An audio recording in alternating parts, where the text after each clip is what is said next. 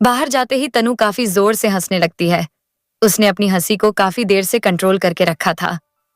उसको इस तरह से हंसते हुए देखकर अमन ने कहा, क्या हुआ, ऐसे पागलों की तरह क्यों हंस रही हो? कहीं तुम्हें दौरे तो नहीं पड़ते? अमन के ऐसा बोलने पर तनु उसे घूर कर देखा और कहा, व्हाट आर सेइंग, मैं तुम्हें पागल दिखाई देती हूं? अमन ने कहा, तुम्हारी हरकतें देखकर तो यही लगता है। और फिर क्या था, उनकी लड़ाई शुरू हो जाती है। उधर दोनों के बाहर जाने के बाद आस्था अर्जुन को घूर कर देखती है तो अर्जुन ने आस्था से कहा, ऐसे क्यों देख रही हो मुझे? तो आस्था ने अर्जुन से कहा, आप मुझे एक बात बताइए, आपने किसी की बात ना मानने की कसम खाई है क्या? अमन कब से बोल रहा था वॉशरूम जाने के लिए, लेकिन आप अपनी जगह से टस से मस नहीं हुए। तो अर्जुन ने कहा, जब मुझे वॉशरूम नहीं जाना था तो मैं क्यों उसकी बात मानता? तभी आस्था अर्जुन का हाथ पकड़कर अपने साथ ले जाती है और वॉशरूम में जाकर अर्जुन को मिरर के सामने खड़ा करके उसे मिरर में दिखाते हुए कहा, ये देखिए, इसीलिए वो आपको बार बार बोल रहा था, लेकिन आपने तो किसी की बात ना मानने की कसम खाई हुई है ना? तो अर्जुन ने अपने आप को मिरर में देखते हुए कहा, ये सब तुम्हारी गलती है। तुमने मुझे किस किया था और इतनी जोर से काटा भी था, और तुम मुझे ये सब वहां डायरेक्टली भी तो बोल सकती थी। अर्जुन की बात सुनकर आस्था अपना सिर पीट लेती है और आस्था ने अपने मन में कहा, हे भगवान, ये आदमी खुद तो बेशर्म है और मुझे भी बोल रहे हैं कि मैं वहां उन लोगों के सामने चिल्ला चिल्ला कर बताती कि किस करने की वजह से इनके होठों पर मेरी लिपस्टिक लग गई है। आस्था को इस तरह सोचते हुए देखकर अर्जुन पूछता है, क्या हुआ वाइफी, कहाँ खो गई? फिर अर्जुन ने आस्था के करीब जाते हुए कहा, कहीं तुम मुझे दोबारा किस करने के बारे में तो नहीं सोच रही हो? आस्था ने चिढ़ते हुए कहा, मैं ऐसा कुछ नहीं सोच रही हूं, और आप क्या हर वक्त एक ही चीज के बारे में सोचते रहते हैं? अब चलिए, वो दोनों अभी भी बाहर वेट कर रहे हैं। और फिर अर्जुन आस्था के साथ बाहर आ जाता है और आस्था वहां से जाते हुए बोलती है, मैं बाहर जाकर अमन को अंदर भेजती हूँ। और फिर आस्था बाहर जाकर अमन और तनु को अर्जुन के कैबिन में भेज देती है और वो खुद अपने कैबिन में चली जाती है। आस्था अपने कैबिन में जाकर अंदर से डोर बंद करके उससे सटकर खड़ी हो जाती है और एक लंबी सांस लेते हुए खुद से बोलती है, आस्था, तुझे क्या हो जाता है? तुझे तो सर को अपनी फीलिंग्स बताना था, लेकिन वहां जाकर कुछ और ही बिहेव कर रही थी। पर मैं कर भी क्या सकती हूँ? सर को देखकर ही मैं नर्वस हो जाती हूँ और अपनी नर्वसनेस छुपाने के लिए उल्टी सीधी हरकतें करनी पड़ती हैं। लेकिन चाहे जो भी हो, मुझे सर को अपनी फीलिंग्स बताना ही होगा। तभी कोई उसके कैबिन के डोर पर नॉक करता है तो आस्था डोर खोलती है तो सामने तनु मुस्कुराते हुए खड़ी थी। आस्था तनु को देखकर बोलती है, तू यहाँ क्या कर रही है? तू तो अमन के साथ सर के कैबिन में गई थी ना? तो तनु बोलती है, हाँ गई थी, लेकिन वहां का काम खत्म हो गया तो तुझसे मिलने आ गई और अंदर आ जाती है। वहीं तनु के जाने के बाद अमन वहीं अर्जुन के पास रुक जाता है और फिर बोलता है, अर्जुन, ये सब करने के लिए office is a not safe place. तो अर्जुन उससे पूछता है, किस चीज के लिए ऑफिस सेफ नहीं है? अमन, ये जो थोड़ी देर पहले तू भाभी के साथ कर रहा था ना, उसके लिए ऑफिस सही जगह नहीं है तेरे पास। तेरा खुद का बेडरूम है, तू वहां ये सब कर सकता है। इनफैक्ट इससे ज्यादा भी काफी कुछ कर सकते हो। अर्जुन अमन को घूरते हुए बोलता है, जस्ट शट अप अमन, और जाओ यहां से। बकवास करने के लिए रुद्र कम था, जो अब तुम भी बकवास करने लगे। इससे पहले मेरा दिमाग खराब हो जाओ। यहां से तो अमन वहां से भाग जाता है। इधर तनु आस्था को परेशान कर रही थी। वो बार बार पूछ रही थी, बता ना आस्था, क्या हुआ? तूने सर को बताया कि नहीं? और उन्होंने क्या बोला? तो आस्था चिढ़ते हुए बोलती है, ऐसा कुछ नहीं हुआ। मैंने उन्हें नहीं बताया और उन्होंने कुछ नहीं कहा। तनु ने हैरानी से कहा, क्या तूने सर को नहीं बताया कि तू उनसे प्यार करती है? तो आस्था ने तनु के मुंह पर हाथ रखकर उसे चुप कराते हुए कहा, श्श्श, क्या कर रही है? इतनी जोर से क्यों चिल्ला रही है? पूरे ऑफिस को बताना है क्या? तभी तनु ने अपने मुंह आस्था का हाथ हटाते हुए कहा, मुझे क्यों चुप करा रही है? तू खुद तो कुछ बोल नहीं सकती और मुझे भी चुप करा रही है। तो आस्था ने तनु से कहा, मैं क्या करूं, सर के सामने जाते ही मेरी हालत खराब हो जाती है और जो बताने जाती हूं उसके अलावा बाकी सारी बकवास करके आ जाती हूं। पता नहीं मुझे क्या हो जाता है। सर को लगता होगा कि मैं हर वक्त उनसे लड़ती रहती हूँ, लेकिन उन्हें कौन बताए कि मेरी अंदर से बहुत हालत खराब हो जाती है। उसी नर्वसनेस को छुपाने के लिए मैं उल्टी सीधी हरकतें करती हूँ और उनसे लड़कर आ जाती हूँ। तो तनु ने आस्था से कहा, वैसे तो तू किसी से कुछ भी कहने से नहीं घबराती, लेकिन सर से अपनी दिल की बात बोलने में इतना क्यों घबरा रही है? देख, अगर तूने नहीं बताया तो वो तो यही समझेंगे कि तूने अपने रिश्ते को नहीं अपनाया है, और फिर तुम लोगों का रिश्ता आगे कैसे बढ़ेगा? आस्था ने तनु से कहा, तनु, अगर मैंने उन्हें कन्फेस कर दिया कि मैं उनसे प्यार करती हूं, तो फिर तो वो मुझे बिल्कुल भी नहीं छोड़ेंगे। अभी क्या कम परेशान करते हैं? पता चलने के बाद तो पता नहीं क्या करेंगे। तनु ने हैरान होते हुए कहा, ओ माय गॉड, आस्था, तुम दोनों के बीच सब कुछ हो चुका है और फिर भी तू उन्हें कन्फेस नहीं कर पा रही है। आस्था ने तनु को चुप कराते हुए कहा, जस्ट शट अप। तनु, हमारे बीच ऐसा कुछ नहीं हुआ है, तू कुछ भी मत बोल। तनु ने आस्था से पूछा, तो तू ऐसा क्यों बोल रही थी कि सर बहुत परेशान करते हैं? आस्था ने अपना सिर पीटते हुए कहा, अरे यार, मैं तो उनकी हरकतों की बोल रही थी, लेकिन तेरे इस छोटे दिमाग में तो एक ही चीज चलती रहती है। तनु ने हंसते हुए कहा, तो ऐसा बोलना कि तू उनकी हरकतों से परेशान है, नहीं तो ऐसे बोलेगी कि वो तुझे परेशान करते हैं, तो कोई भी यही सोचेगा। आस्था ने तनु से कहा, मुझे इस सब की टेंशन नहीं है, मुझे इस बात की टेंशन है कि कन्फेशन के बाद तो वो मुझे छोड़ेंगे नहीं। तनु ने आस्था से कहा, आस्था, इसमें इतनी टेंशन लेने वाली कौन सी बात है? तू उनसे बोल देना ना कि ये तेरा फर्स्ट टाइम है, और वैसे भी तुम दोनों हस्बैंड वाइफ हो। आज नहीं तो कल तुम दोनों के बीच ये सब तो होना ही है, तो तू इतना टेंशन क्यों ले रही है? आस्था ने तनु से कहा, तनु, तू तो ऐसे बोल रही है जैसे तुझे इन सब चीजों कोई डर नहीं लगता। तेरी शादी होने दे, तब तुझे पूछूंगी। तभी आस्था की कैबिन के डोर पर कोई नोक करता है, तो आस्था उसे अंदर आने के लिए बोलती है। तभी पियोन ने अंदर आकर कहा, आस्था मैडम, आपसे कोई मिलने आया है और बाहर आने के लिए बोला है। तो आस्था पूछती है, कौन है, उसे यही भेज दो। तो पियोन ने कहा, जी, वो हम नहीं जानते, वो एक औरत है और उसने आपको बाहर ही बुलाया है। तो आस्था ने कहा, तुम चलो, मैं आती हूं। आस्था की बात सुनकर पियोन वहां से चला जाता है। पियोन के जाने के बाद आस्था ने तनु से कहा, तनु, मैं उस लेडी से मिलकर आती हूं। तो तनु ने आस्था से कहा, आस्था, ऐसे कैसे तू किसी से भी मिलने जा सकती है? तू उसके बारे में कुछ भी नहीं जानती और मिलने जा रही है। तो आस्था ने कहा, रिलैक्स तनु, मैं यहीं ऑफिस के बाहर ही मिलने जा रही हूं, और वैसे भी वो एक लेडी है, कोई लड़का नहीं है, तो तू टेंशन मत ले। और फिर आस्था वहां से चली जाती है। अर्जुन घर जाने के लिए अपनी कैबिन से निकलकर आस्था के कैबिन में जाता है, लेकिन वहां पर आस्था नहीं थी। वहां आस्था को न देखकर वो तनु के पास जाता है और अर्जुन तनु से पूछता है, तनु, आस्था कहीं गई है क्या? अपनी कैबिन में नहीं है। अर्जुन की बात सुनकर तनु ने हैरान होकर कहा, क्या आस्था अभी तक वापस नहीं आई? तो अर्जुन ने कहा, वापस नहीं आई से मतलब वो कहीं गई थी क्या? लेकिन उसने मुझे क्यों नहीं बताया? तनु ने कहा, हाँ सर, वो उससे मिलने कोई लेडी आई थी और वो उसी से मिलने गई थी, लेकिन उसने तो बोला था वो बस मिल के वापस आ जाएगी, लेकिन अभी तक नहीं आई। उसके पास तो फोन भी नहीं है जिससे हम उसे कॉल करके भी नहीं पूछ सकते। अर्जुन ने तनु से पूछा, ये बताओ तुम, वो कब गई थी मिलने? तनु ने कहा, सर, उसे तो गए हुए 2 घंटे हो गए और अभी तक वापस नहीं आई। मुझे तो बहुत टेंशन हो रही है, कहीं कोई प्रॉब्लम तो नहीं हो गई? अर्जुन ने तनु से कहा, तुम टेंशन मत लो, मैं देखता हूं, और हो सकता है शायद घर चली गई हो। अर्जुन तनु को बोल दिया था कि वो टेंशन ना ले, लेकिन अर्जुन को भी अंदर ही अंदर काफी घबराहट हो रही थी। फिर वो वहां से चला जाता है। अर्जुन वहां से सीधे सीसीटीवी फुटेज देखने जाता है कि आस्था से मिलने कौन आया था। जब वो सीसीटीवी फुटेज देखता है तो उसे काफी गुस्सा आता है और वो उसी गुस्से के साथ वहां से घर के लिए निकल जाता है।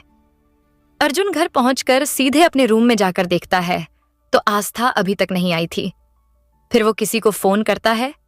फोन पर बात करने के बाद अर्जुन को और भी ज्यादा गुस्सा आ जाता है और वो गुस्से में अपने फोन को फेंक देता है, जिससे फोन के टुकड़े टुकड़े हो जाते हैं। अर्जुन को इस वक्त काफी गुस्सा आ रहा था और गुस्से में वहीं रखे काउच पर बैठकर आस्था के आने का इंतजार करने लगता है। कुछ देर इंतजार करने के बाद आस्था भी आ जाती है। आस्था रूम में आकर देखती है तो अर्जुन काउच पर बैठा था। तो वो अर्जुन के पास जाकर पूछती है, सर क्या हुआ, आप ऐसे क्यों बैठे हैं और आप ऑफिस से कब आए? अर्जुन आस्था के सवाल का जवाब देने की जगह उससे ही सवाल पूछ लेता है, तुम बताओ आस्था, तुम इस वक्त कहां से आ रही हो? अर्जुन के इस सवाल से आस्था थोड़ा घबरा जाती है। फिर अर्जुन के सवाल का जवाब देती है, वो मैं अपनी दोस्त के घर गई थी। आस्था की बात सुनकर अर्जुन आस्था से पूछता है। अर्जुन ने आस्था से पूछा, कौन से दोस्त के घर गई थी और तुम्हारी ये दोस्त रहती कहाँ रहती है? आस्था ने अर्जुन से कहा, वो आप उसे नहीं जानते। अर्जुन ने आस्था से कहा, और तनु वो तो जानती होगी ना, उसे ही बता दो, वो भी जानना चाहती है कि तुम कहाँ गई थी। आस्था ने हकलाते हुए कहा, नहीं, तनु भी उसे नहीं जानती, वो अभी अभी मेरी फ्रेंड बनी है। अच्छा, अब ये सब छोड़िए, मैं फ्रेश होकर आती हूं। और वहां से जाने लगती है। तभी अर्जुन ने आस्था को पीछे से आवाज देते हुए कहा, तुमने कभी बताया नहीं, आस्था तुम्हारी फ्रेंड पुलिस स्टेशन में रहती है। अर्जुन के मुंह से पुलिस स्टेशन का नाम सुनकर आस्था वहीं जम सी जाती है। तभी अर्जुन ने आस्था के सामने आते हुए गुस्से में दांत पिसते हुए कहा, आस्था, तुम पुलिस स्टेशन क्यों गई थी? अर्जुन की बात सुनकर आस्था कुछ नहीं बोलती। तो अर्जुन ने गुस्से में चिल्लाते हुए कहा, आस्था, मैंने तुमसे कुछ पूछा है, उसका जवाब दो, तुम पुलिस स्टेशन क्यों गई थी? अर्जुन के इस तरह चिल्लाने पर आस्था डर जाती है और आस्था ने हकलाते हुए कहा, वो विक्की को छुड़ाने के लिए। यह सुनकर अर्जुन को और भी गुस्सा आ जाता है और फिर पूछता है, क्यों गई थी तुम और किसके साथ गई थी? आस्था ने डरते हुए कहा, वो बुआ जी आई थी, उनके साथ गई थी। फ्लैशबैक। आस्था पीएन के बुलाने पर उस लेडी से मिलने गई थी तो वो बाहर जाकर देखती है। वहां प्रमिला जी खड़ी थीं। उन्हें वहां देखकर आस्था ने हैरान होकर कहा, आप यहां क्या कर रही हैं? तभी बुआ जी ने आस्था से कहा, मुझे तुमसे कुछ बात करनी है। आस्था ने बुआ से कहा, आप यहां क्यों खड़ी हैं? चलिए हम अंदर चलकर बैठकर बात करते हैं। बुआ जी ने मना करते हुए कहा, नहीं, हम अंदर नहीं जा सकते, चलो किसी रेस्टोरेंट में चलकर बात करते हैं। तो आस्था बुआ जी के साथ वहां से चली जाती है। वो लोग वहां से एक रेस्टोरेंट में चले जाते हैं। वहां जाकर वो लोग एक टेबल पर जाकर बैठ जाते हैं। तो आस्था ने बुआ जी से कहा, बोलिए आंटी, आपको क्या बात करनी है? तो बुआ जी ने आस्था से कहा, देखो आस्था, मैं तुमसे यहां कुछ मांगने आई हूं, प्लीज तुम मना मत करना, मैं यहां काफी उम्मीद लेकर आई हूं। आस्था ने कहा, हाँ आंटी बोलिए, हम आपके लिए क्या कर सकते हैं? बुआ जी ने आस्था का पकड़कर कहा, प्लीज आस्था, हमारे बेटे को जेल से बाहर निकाल लो। प्लीज आस्था, विक्की को जेल से बाहर निकाल लो। हम जानते हैं कि विक्की ने तुम्हारे साथ जो कुछ भी किया वो गलत किया, उसकी तरफ से हम तुमसे माफी मांगते हैं आस्था। तो आस्था ने बुआ जी के हाथों से अपना हाथ छुड़ाते हुए कहा, देखिए आंटी, हम ऐसा कुछ नहीं कर सकते, आप प्लीज इस बारे में अर्जुन से बात कीजिए। तो बुआ जी ने कहा, नहीं आस्था, मैं इस बारे में अर्जुन से बात नहीं कर सकती, क्योंकि वो मेरी बात नहीं मानेगा, इसीलिए मैं तुम्हारे पास आई हूं। आस्था, प्लीज मेरे बेटे को जेल से बाहर निकाल लो। फिर बुआ जी ने रोते हुए कहा, देखो आस्था, मैं तुम्हारे आगे हाथ जोड़ती हूं, प्लीज मेरे विक्की को बाहर निकाल लो। उसने तुम्हारे साथ जो कुछ भी किया उसके लिए मैं तुमसे माफी मांगती हूं, मैं तुम्हारे आगे हाथ जोड़ती हूं। आस्था, प्लीज मेरे विक्की को बाहर निकाल लो।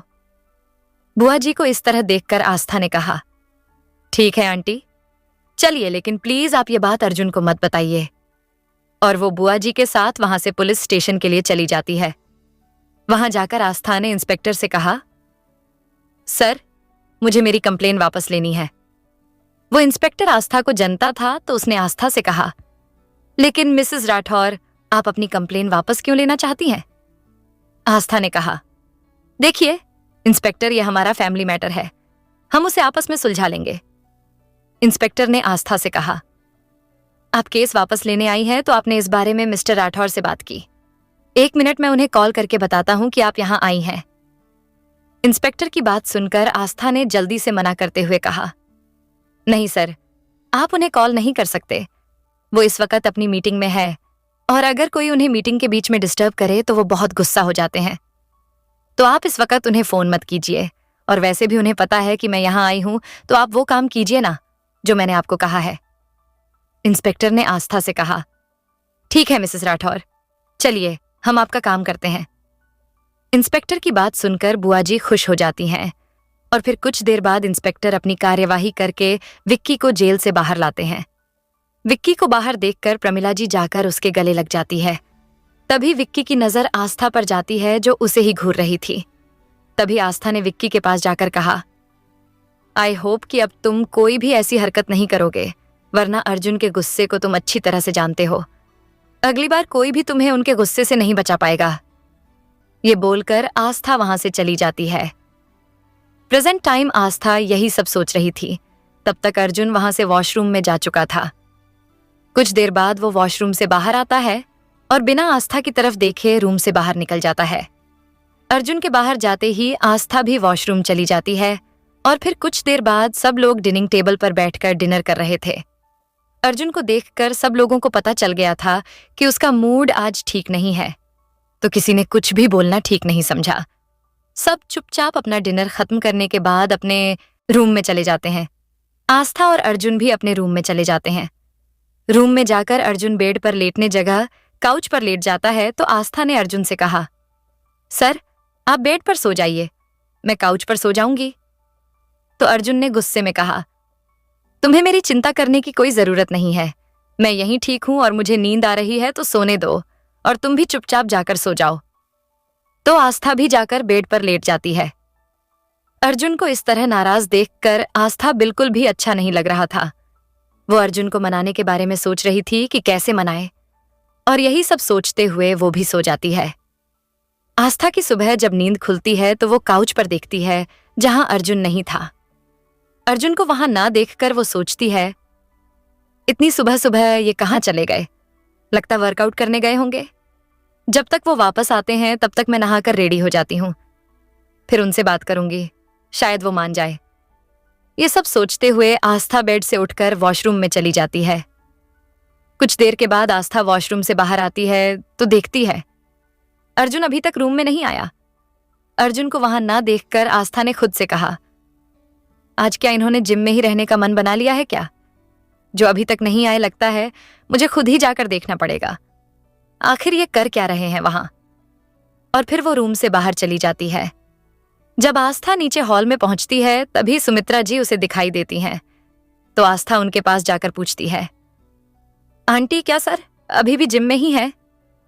तो सुमित्रा जी ने आस्था से कहा, नहीं आस्था बेटा, वो तो सुबह ही ऑफिस के लिए निकल गया, मुझे लगा कि उसे कुछ जरूरी काम होगा, इसलिए वो सुबह ही निकल गया। क्या तुम्हारी उससे बात नहीं हुई? वो तुम्हें बताकर नहीं गया? तो आस्था ने बात को टालते हुए कहा, नहीं आंटी, वो उन्होंने मुझे कल बताया था, मैं भूल गई थी। और फिर आस्था ने कहा, अच्छा ठीक है आंटी, मैं भी ऑफिस के लिए निकलती हूं। तो सुमित्रा आंटी ने आस्था से कहा, अरे बेटा तुम इतनी जल्दी जा रही हो, ब्रेकफास्ट तो कर लेती, और अभी तो अनु और शिवी भी नहीं आए हैं, उनसे तो मिलकर जाओ। तभी वहां शिवी आ जाती है और शिवी ने मुस्कुराते हुए कहा, किससे मिलकर जाने की बात हो रही है? सुमित्रा आंटी ने शिवी से कहा, तुम्हारी बहन तुमसे बिना मिले ही ऑफिस जा रही थी, इसीलिए मैं उससे तुम लोगों से मिलकर जाने के लिए बोल रही थी। सुमित्रा आंटी की बात सुनकर शिवी ने आस्था से कहा, दी आप इतनी जल्दी ऑफिस क्यों जा रही हो? अभी तो ऑफिस जाने में काफी टाइम है और आप आज भी बिना ब्रेकफास्ट किए ऑफिस जा रही हो। आज तो मैं आपको बिना ब्रेकफास्ट किए जाने नहीं दूंगी। आस्था भी जानती थी कि शिवी उसे जाने नहीं देगी, तो वो रुक जाती है। और कुछ देर बाद वो सभी लोग डिनिंग टेबल पर बैठकर ब्रेकफास्ट कर रहे थे। कहने को आस्था वहां बैठी थी, लेकिन उसका दिमाग कहीं और था। तभी अनु ने आस्था से कहा, क्या हुआ भाभी, आप ठीक तो हो ना? ऐसा लग रहा है जैसे आप यहां होकर भी यहां नहीं हो। वैसे एक बात बताइए, कल भाई इतने गुस्से में क्यों थे और आज भी इतनी सुबह सुबह ऑफिस चले गए? कुछ हुआ है क्या आपके और भाई के बीच जिससे वो इतने गुस्से में है? आस्था ने अनु से कहा, नहीं, हमारे बीच ऐसा कुछ नहीं हुआ है, शायद काम का टेंशन होगा, इसलिए गुस्सा होंगे, तुम लोग टेंशन मत लो। अनु ने आस्था से कहा। अच्छा भाभी, मुझे आपसे कुछ पूछना था। आस्था ने अनु से कहा। हाँ पूछो, क्या पूछना है? अनु ने कहा, भाभी वो आज हमारे कॉलेज से ट्रिप जा रही है, तो क्या मैं और शिवी जा सकते हैं? आस्था ने अनु से कहा। तो तुम्हें इस बारे में अर्जुन से बात करनी चाहिए। अनु ने आस्था से कहा। ओहो हो भाभी भाई, तो सुबह ही ऑफिस निकल गए और अब वो फोन भी नहीं उठा रहे हैं, इसीलिए मैं आपसे पूछ रही हूं। आस्था ने अनु से कहा। लेकिन तुम लोगों को अकेले जाने की परमिशन मैं कैसे दे सकती हूं? कहीं तुम्हारे भाई को पता चला और वो मुझसे गुस्सा हो गए तो? रुद्र ने आस्था से कहा। भाभी डोंट वरी, मैं इन लोगों को अकेले नहीं जाने दूंगा। मैं भी इन लोगों के साथ जाऊंगा, तो आप टेंशन मत लीजिए भाई, आपको कुछ नहीं बोलेंगे। अनु ने रुद्र से कहा। लेकिन भाई ये मेरी कॉलेज ट्रिप है, कोई फैमिली पिकनिक नहीं, जो आप भी साथ आओगे, क्योंकि वो लोग आपको अलाउ नहीं करेंगे। रुद्र ने अनु से कहा। डोंट वरी अनु, वो लोग मुझे अलाउ करें या ना करें, मैं फिर भी तुम्हारे साथ आऊंगा, तो भाभी आप टेंशन मत लीजिए, मैं इन लोगों के साथ चला जाऊंगा। आस्था ने कहा। ओके फिर ठीक है। अच्छा तो अब मैं ऑफिस के लिए निकलती हूं और फिर आस्था ऑफिस के लिए निकल जाती है। आस्था घर से ऑफिस के लिए निकल जाती है। आस्था ऑफिस पहुंचकर सीधे अपने कैबिन में जाती है और वहां जाकर सीधे तनु को फोन करके अपने कैबिन में बुलाती है। तो 2 मिनट बाद तनु आस्था के कैबिन में पहुंच जाती है। तनु वहां जाकर देखती है तो आस्था टेंशन में इधर से उधर चक्कर काट रही थी। आस्था को इस तरह परेशान देखकर तनु आस्था से पूछती है, क्या हुआ आस्था, तू इतनी टेंशन में क्यों है? सब ठीक तो है ना? और कल तू उस लेडी से मिलने के बाद अचानक से कहां गायब हो गई थी? तुझे पता है सर तेरे लिए कितना परेशान हो गए थे और तेरा कुछ पता ही नहीं चल रहा था। तनु की बात सुनकर आस्था ने कहा, मुझे पता है, लेकिन मैं किसी जरूरी काम से गई थी, इसलिए उन्हें नहीं बताया और अब वो मुझसे नाराज हो गए हैं। बात करना तो दूर, एक बार मेरी तरफ देख भी नहीं रहे हैं। तू ही बता अब मैं क्या करूं? तनु ने आस्था से पूछा। पहले मुझे तू ये बता, ऐसा कौन सा जरूरी काम था जिसे तू सर को बिना बताए करने गई थी? तनु के इस सवाल आस्था थोड़ा परेशान हो जाती है और वो यही सोच रही थी कि ये बात तनु को बताए या नहीं। आस्था को इस तरह परेशान देखकर तनु ने आस्था से कहा, आस्था सच सच बताना क्या बात है, तू क्या छुपा रही है? अगर तूने मुझे सच नहीं बताया तो अब मैं भी तुझसे बात नहीं करूंगी। अब आस्था के पास तनु को सच बताने के अलावा और कोई ऑप्शन नहीं था। फिर वो तनु को सब सच बता देती है, जो कुछ भी विक्की ने उसके साथ किया था, उससे लेकर विक्की को जेल से बाहर निकालने तक सब कुछ बता देती है। आस्था की बात सुनकर तनु को भी काफी गुस्सा आता है। फिर तनु ने आस्था के ऊपर भड़कते हुए कहा, इतना सब कुछ हो गया और तू मुझे अब बता रही है, और मुझे ये समझ नहीं आता कि तू इतनी बड़ी बेवकूफ कैसे हो सकती है। जिसने तेरे साथ इतना सब कुछ किया उसे ही तू जेल से बाहर निकालने चली गई, इनफैक्ट बाहर निकाल भी लाई, और अब तुझे इस बात का भी बुरा लग रहा है कि सर तुझसे नाराज हैं। इतना सब होने के बाद वो नाराज नहीं होंगे तो क्या तुझे शाबाशी देंगे और बोलेंगे कि वेल डन आस्था, तुमने बहुत अच्छा काम किया है। तनु की बात सुनकर आस्था ने कहा, मैं मानती हूं तनु की, मैंने उनसे बिना पूछे ये सब किया है, लेकिन तनु तू जरा सोच, विक्की भी उनके परिवार का हिस्सा है और मैं नहीं चाहती कि मेरी वजह से उनका परिवार टूटे। बुआ जी खुद आई थी मुझसे हेल्प मांगने, तो मैं उन्हें मना नहीं कर पाई। तो तनु ने आस्था से कहा, और तूने बिना कुछ सोचे समझे सर को हर्ट कर दिया आस्था। मैंने ना उनकी आंखों में तेरे लिए बहुत प्यार देखा है, उनका प्यार ना एकदम पैशनेट लव है। वो तुझे कभी तकलीफ में नहीं देख सकते और ना ही उस इंसान को कभी माफ कर सकते हैं जिसने तुझे तकलीफ दी हो या फिर चोट पहुंचाई हो, और तू बात मानने की वजह उनसे ही छुपकर ये सब कर रही है। देख आस्था, तूने जो किया है वो मुझे भी बिल्कुल अच्छा नहीं लगा, तो सर को कितना बुरा लगा होगा तू खुद ही सोच ले। आस्था ने तनु से कहा, आई एम सॉरी यार, अब जो हो गया वो हो गया। अब प्लीज तू मुझे कोई रास्ता बता जिससे मैं उन्हें मना सकूं, नहीं तो वो ऐसे ही मुंह फुलाए घूमते रहेंगे और मुझसे बात करना तो दूर मेरी तरफ देखेंगे भी नहीं। तनु ने आस्था से कहा, अच्छा ठीक है, तू टेंशन मत ले, मैं कुछ सोचती हूं, लेकिन पहले ये देख सर हैं कहाँ। जहां तक मुझे पता है उनकी आज एक इंपॉर्टेंट मीटिंग है, किसी क्लब में तो हो सकता है वो वहां गए हों। अगर वो वहां गए हैं तो हमें भी वहीं जाकर अपना प्लान शुरू करना होगा। तो आस्था तनु से पूछती है, लेकिन प्लान है क्या? तनु ने आस्था से कहा, वो तो मुझे भी नहीं पता, लेकिन तू टेंशन मत ले, वो मैं सिचुएशन को देखकर प्लान बना लूंगी। पहले तू पता कर सर, कहाँ है, ऑफिस में है या नहीं? आस्था तनु की बात मानकर अर्जुन के कैबिन में उसे देखने के लिए चली जाती है, लेकिन उसे अर्जुन वहां पर भी नहीं मिलता, जिसे देखकर आस्था चेहरा लटक जाता है। और फिर आस्था ने अपने आप से कहा, आप कहाँ हैं अर्जुन? मुझे बिल्कुल भी अच्छा नहीं लग रहा कि आप मुझसे नाराज हो। आई नो, मैं मानती हूं कि मुझे आपसे ये बात छुपाना नहीं चाहिए थी, लेकिन अगर मैं आपको बताती तो आप मुझे ऐसा कभी नहीं करने देते। तो आपकी बुआ जी आपसे और भी ज्यादा नाराज हो जाती, और मैं नहीं चाहती कि मेरी वजह से ऐसा कुछ हो और आपकी फैमिली कोई प्रॉब्लम आए। अब प्लीज आप भी जल्दी से मान जाइए, मुझसे आपकी ये नाराजगी अब और बर्दाश्त नहीं हो रही है। सुबह से मैंने आपको देखा तक नहीं है और आप पता नहीं कहाँ हैं। फिर आस्था अर्जुन के कैबिन से बाहर चली जाती है और तनु के पास जाकर आस्था ने कहा, तनु सर ऑफिस में नहीं है, मुझे लगता है कि वो मीटिंग के लिए ही गए हैं। तनु ने आस्था से कहा, लेकिन हमें यह नहीं पता कि वो मीटिंग के लिए कहाँ गए हैं। आस्था ने तनु से कहा, 1 मिनट मैं पता करती हूँ। और फिर वो अमन को कॉल करती है। जब आस्था ने अमन को कॉल किया था तब अमन अर्जुन के पास नहीं था, तो वो आस्था का कॉल उठा लेता है।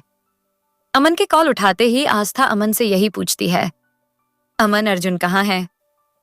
आस्था के ऐसे अर्जुन के बारे में पूछने से अमन आस्था से पूछता है, क्या हुआ भाभी, सब ठीक तो है ना? तो आस्था ने अमन से कहा, हाँ सब ठीक है, तुम ये बताओ कि अर्जुन कहाँ है? अमन ने आस्था से कहा, भाभी हम लोग यहाँ ड्रीम क्लब एक काल्पनिक नाम में एक मीटिंग के लिए आए हुए हैं। तो आस्था ओके बोलकर फोन काट देती है। और फिर आस्था ने तनु से कहा, तनु वो लोग ड्रीम क्लब में गए हुए हैं। तो तनु ने कहा, तो फिर ठीक है, हमें भी वहीं जाना चाहिए। और वो दोनों क्लब के लिए निकल जाती हैं। वहीं शिवी और अनु भी कॉलेज ट्रिप के लिए निकल जाती हैं।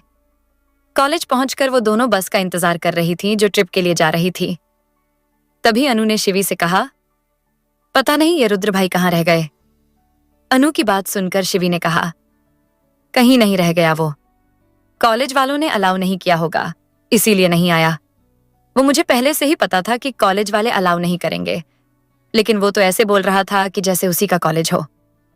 शिवी ये सब बोल ही रही थी कि तभी उन्हें कॉलेज के गेट पर काफी शोर सुनाई देता है। तो अनु ने शिवी से कहा, ये गेट पर इतना शोर क्यों हो रहा है, चल चल कर देखते हैं। और वो दोनों भी उसी तरफ चली जाती हैं। जब वो लोग वहां पहुंचती है तो हैरान रह जाती है, क्योंकि वहां पर रुद्र था, जो बिल्कुल एक कॉलेज स्टूडेंट की तरह लग रहा था और काफी ज्यादा हॉट और हैंडसम भी, जिसे देखकर तो लड़कियां पागल ही हुए जा रही थीं। तभी रुद्र की नजर अनु और शिवी पर जाती है, जो वहां से थोड़ी दूर खड़ी थी।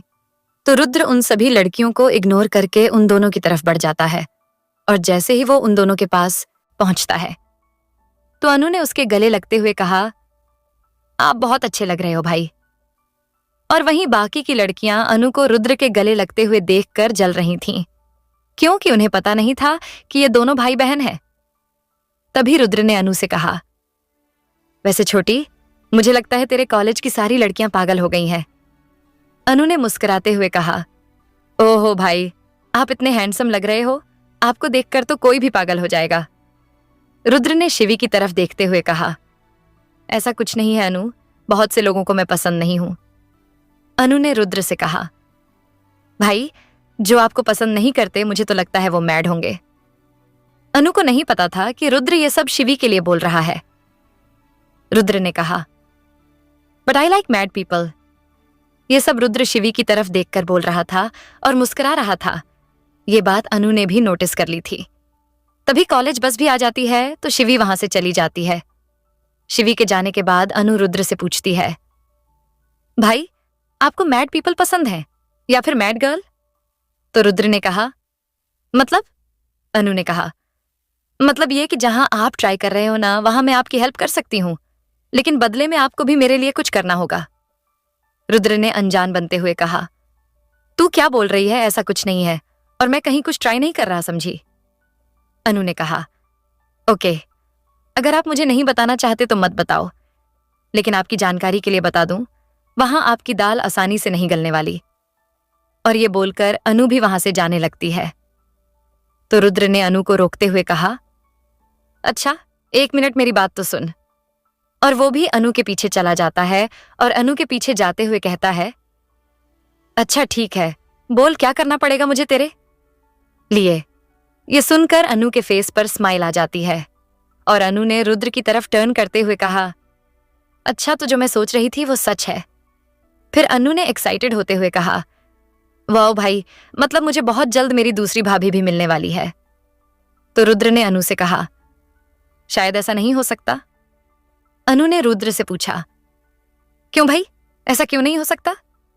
रुद्र ने अनु से कहा, क्योंकि उसे मैं पसंद नहीं हूं, पता नहीं क्यों, लेकिन वो मुझसे काफी ज्यादा चिढ़ती है। उसे मेरी शक्ल देखना भी पसंद नहीं है, तो तू ही बता, वो तेरी भाभी कैसे बनेगी? अनु ने रुद्र से कहा, डोंट वरी भाई, मैं हूं ना, मैं आपकी हेल्प करूंगी। अब चलिए, नहीं तो बस निकल जाएगी। और फिर वो दोनों बस के अंदर चले जाते हैं। तो अनु रुद्र को शिवी की सीट पर भेज देती है और खुद जाकर दूसरी सीट पर बैठ जाती है। जैसे ही रुद्र शिवी के पास बैठता है तो शिवी ने गुस्से में रुद्र को घूरते हुए कहा, तुम यहां क्या कर रहे हो? अनु कहाँ है? तो रुद्र ने मुस्कुराते हुए कहा, वो अपनी किसी फ्रेंड के पास बैठी है। अनु को उससे कुछ जरूरी बात करनी थी, इसलिए उसने मुझे यहां भेज दिया। रुद्र के ऐसा बोलने पर शिवी अनु की सीट की तरफ देखती है तो अनु सच में उस लड़की से बात करने में बिजी थी। अब तो शिवी को ना चाहते हुए भी रुद्र को झेलना ही था और वो उसी तरह मुंह बनाकर बैठ जाती है। वहीं आस्था तनु के साथ ड्रीम क्लब के बाहर पहुंच जाती है और फिर वो दोनों क्लब के अंदर चली जाती है। आस्था और तनु क्लब के अंदर जाकर चारों तरफ देखती है तो उन्हें अर्जुन वाईपी एरिया में सोफे पर बैठा दिखाई देता है। अर्जुन को देखकर आस्था को काफी गुस्सा आ जाता है। क्यों अर्जुन के पास एक लड़की बैठी थी जो उसके साथ फ्लर्ट करने की कोशिश कर रही थी। हालांकि अर्जुन उसे इग्नोर कर रहा था, लेकिन फिर भी वो लड़की अर्जुन से साथ फ्लर्ट करने की कोशिश कर रही थी। ये देखकर आस्था को और भी ज्यादा गुस्सा आ जाता है और वो गुस्से में अर्जुन की तरफ जाने लगती है, लेकिन तनु उसे वहां जाने से रोक लेती है और अपने साथ बार काउंटर की तरफ ले जाती है। तनु ने आस्था को बार काउंटर की तरफ ले जाते हुए कहा, आस्था, तू क्या कर रही है? पहले अपने गुस्से को कंट्रोल कर, नहीं तो सर को मनाने की जगह उन्हें और गुस्सा दिला देगी। और फिर वो दोनों काउंटर के पास रखी चेयर्स पर बैठ जाती है। फिर तनु ने आस्था को समझाते हुए कहा, देख आस्था, तुझे जोश से नहीं, होश से काम लेना चाहिए। तभी आस्था ने अर्जुन की तरफ देखते हुए कहा, मुझे इस वक्त कुछ समझ नहीं आ रहा। इस वक्त मेरा मन कर रहा है कि वहीं जाकर उस चुड़ैल के बाल नोच लूं, लेकिन अगर मैं ऐसा करूंगी तो वो जल्लाद मुझ पर और भी ज्यादा भड़क जाएगा। तभी तनु बार काउंटर की तरफ देखती है और कुछ सोचकर मुस्कुराने लगती है। फिर तनु ने आस्था की तरफ देखकर मुस्कुराते हुए कहा, अगर तू सच में ऐसा करना चाहती है तो मेरे पास एक आइडिया है, लेकिन ये तेरे ऊपर डिपेंड करता है कि तू उसे फॉलो करेगी या नहीं। तो आस्था ने तनु से पूछा, पहले ये तो बता, आइडिया है क्या? तो तनु मुस्कुराते हुए बारटेंडर को कुछ ऑर्डर करती है। तनु का ऑर्डर सुनकर आस्था की आंखें हैरानी से बड़ी हो जाती हैं और फिर आस्था ने तनु से कहा, तनु, तेरे दिमाग में क्या चल रहा है और ये ड्रिंक किसके लिए ऑर्डर कर रही है? तनु ने मुस्कुराते हुए कहा, ये ड्रिंक मैं तेरे लिए ऑर्डर कर रही हूं मेरी जान। आस्था ने हैरानी होते हुए कहा, व्हाट? Are you serious? तुझे पता है ना कि मैं शराब नहीं पीती, और गलती से कभी पी भी ली तो मुझे भी नहीं पता कि मैं कैसी हरकतें करती हूं। तुझे याद है एक बार मैं अर्जुन के साथ एक मीटिंग में गई थी और वहीं से हमें एक पार्टी में जाना पड़ा था और वहां मैंने गलती से ड्रिंक कर ली थी। तो मुझे नहीं पता मैंने क्या किया था। जब मेरी सुबह नींद खुली तो मैं अर्जुन के रूम में उनके बेड पर उनके ही साथ सो रही थी, लेकिन मुझे आज तक ये याद नहीं आया कि मैं उनके रूम में कैसे पहुंची और मैंने क्या क्या हरकतें की थी। आस्था की बात सुनकर तनु उसे घूर कर देखती है और कहती है, और मैडम ने मुझे ये बात आज तक नहीं बताई। वैसे आस्था, जब तुझे कुछ याद ही नहीं है तो हो सकता है कि सर ने तेरे साथ कुछ किया हो और तुझे याद ना हो। तो आस्था ने तनु से कहा, नहीं तनु, अर्जुन ने मेरे साथ कुछ गलत नहीं किया था, बल्कि उन्होंने तो मेरा ख्याल रखा था। आस्था की बात सुनकर तनु ने कहा, और ये बात तू इतने यकीन के साथ कैसे कह सकती है? जबकि तुझे कुछ याद नहीं। आस्था ने तनु से कहा, भले ही मुझे कुछ याद नहीं है तनु, लेकिन मुझे अर्जुन पर पूरा भरोसा है कि वो मेरे साथ कभी कुछ गलत नहीं कर सकते। तनु ने कहा, ओके फाइन, अब हम अपने प्लान पर फोकस करते हैं, तब तक उनकी ड्रिंक भी आ जाती है। तो तनु ने आस्था के सामने गिलास करते हुए कहा, अच्छा चल अब इसे पी।